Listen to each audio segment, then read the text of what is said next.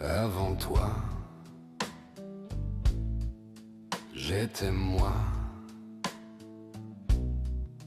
j'étais tout, j'étais ça. Un sommet sans ciel, plus haut que les nuages,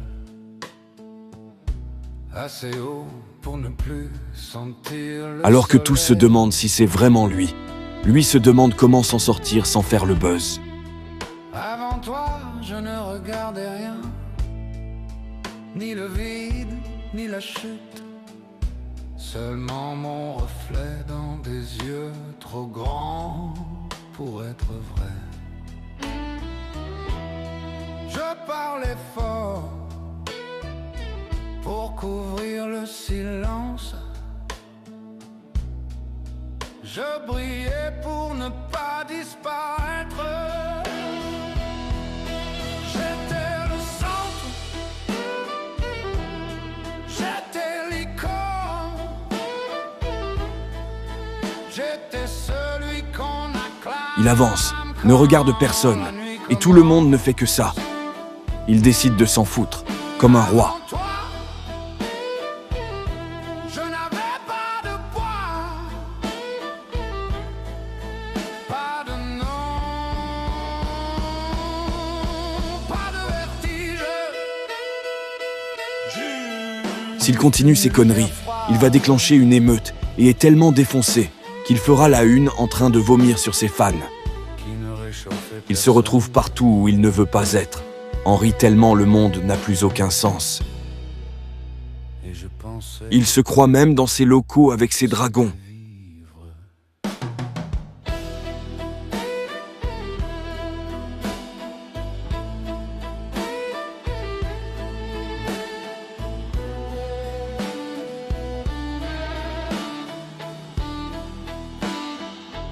Il s'échappe par le premier escalier de service qu'il trouve et se perd dans cet hôtel qui ressemble à tous les autres. Il est bourré, ne sait même plus s'il est au bon étage. Il cherche l'ascenseur, c'est son seul repère, et la chambre ne semble plus la sienne. Quel bordel!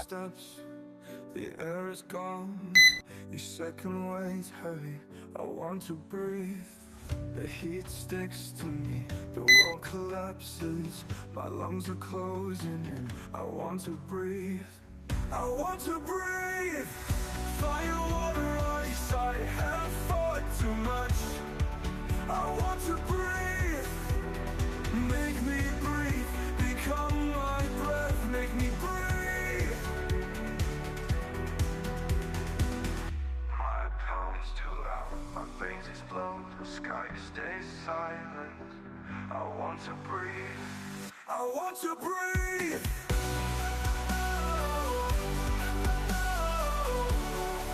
I want to breathe.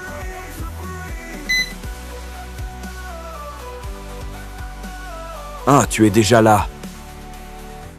Elle surgit de nulle part, s'excuse d'être en retard, maudit les rues qui se ressemblent toutes dans un anglais affreux. Elle l'entraîne dans la chambre, claque la porte, parle, et tout ça dure 2 secondes.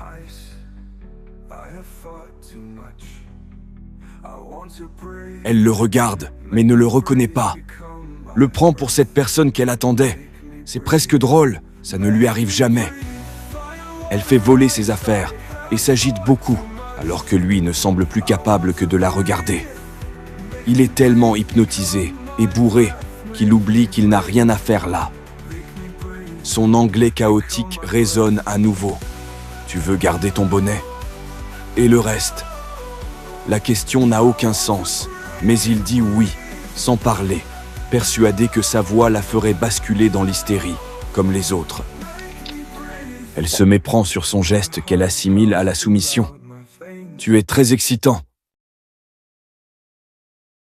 Il sourit, mais il est le seul à le savoir. Tu sens bon. Elle rit, et ajoute qu'ils sentent aussi l'alcool. Elle le touche dès qu'elle le frôle, comme si c'était normal et qu'elle en avait le droit. Personne ne fait ça sans que la sécurité intervienne. Elle dit qu'il a l'air nerveux, qu'elle n'aime pas faire mal, qu'elle l'a déjà précisé. Avant, il pense qu'elle ne lui a jamais parlé de sa vie et qu'il devrait se tirer. Ne décharge pas sans prévenir. Dis stop quand tu es proche. Pas de baiser, pas de pénétration. Seulement mes mains, et toi.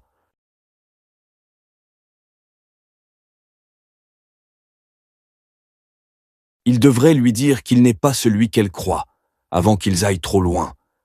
Mais elle le regarde, et ses yeux semblent transpercer son cerveau pour s'y promener. Je peux. Et pour la première fois de sa vie, il répond oui, sans savoir à quoi. Sa bouche frôle son oreille et murmure « N'aie pas peur, fais-moi confiance ». Elle est excitante, mais ce n'est pas ce qui lui fait laisser bander ses yeux. Ce qu'il a croisé dans les siens, il n'y a que dans son propre miroir qu'il l'a vu. « Je vais t'attacher ».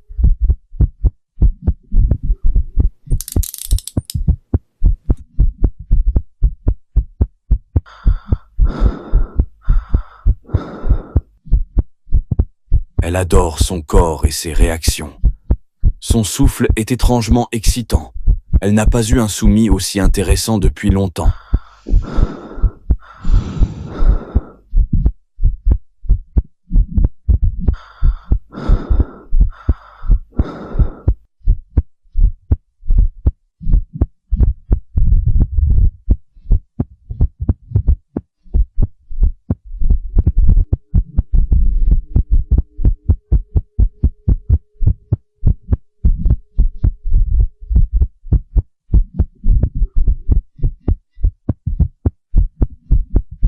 Il est prêt à décharger. Il ne veut pas rentrer dans son jeu, mais veut encore moins que ça s'arrête. Déjà. Stop. I'm close. Elle accélère et murmure en le pinçant. Tu n'as pas dit s'il te plaît. Please, stop. Elle sourit. Elle a tellement envie de lui, d'un coup, qu'elle ne le repousse pas quand il se colle à elle. Elle ne réfléchit même pas, et sans aucune logique. En une impulsion, elle enlève son jean et glisse sa bite en elle. Il est si surpris de la pénétrer qu'il n'arrive pas à se retenir, et leur orgasme balaie tout. Ils jouissent en même temps et violemment. Quand elle reprend ses esprits, elle tente de s'excuser, mais il la coupe sèchement. « Détache-moi ».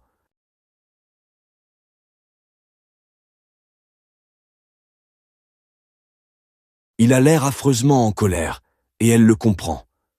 Elle lui a fait l'amour sans sa permission, et pourrait en crever de honte. Elle ne sait pas que lui atterrit sans douceur dans cette réalité, où il est ligoté comme un clébard, et se demande comment il a perdu l'esprit.